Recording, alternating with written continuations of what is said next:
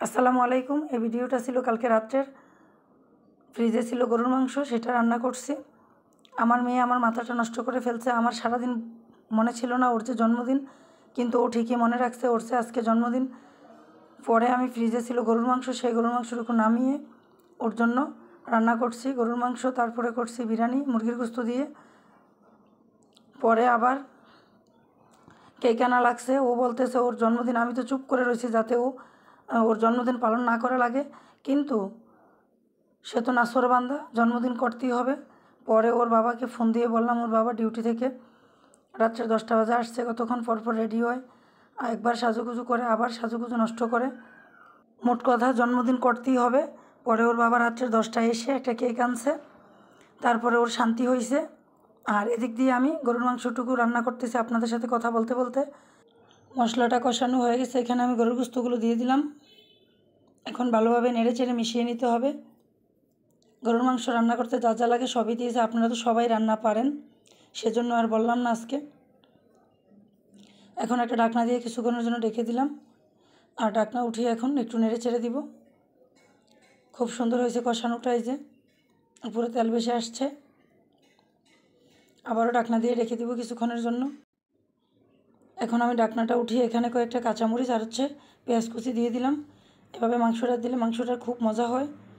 আর এখন কয়েকটা আলু দিয়ে দিব। আলু দিলে তো মাংসটা আরও মজা হয়।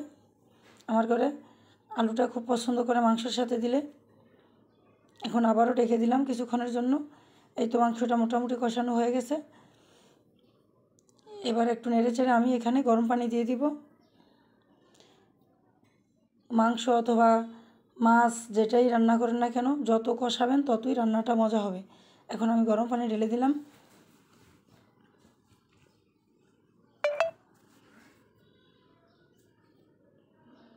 আর এখন ঢাকনা দিয়ে রেখে দিব।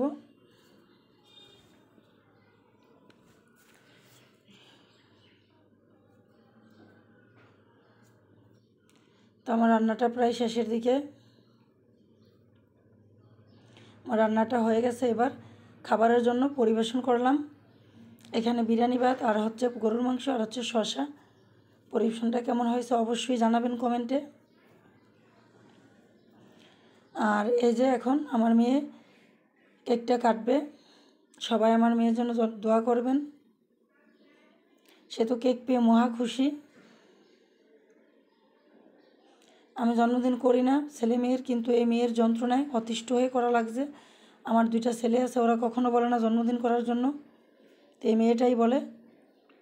ওই যে কেক পেয়ে অনেক খুশি, সে কখন খাবে দেখেন কি অবস্থা তার। সবাই আমার মেয়ের জন্য দোয়া করবেন। আর আজকের মতো এখানেই বিদায় নিলাম। আল্লাহ হাফেজ। ভালো থাকবেন, সুস্থ থাকবেন।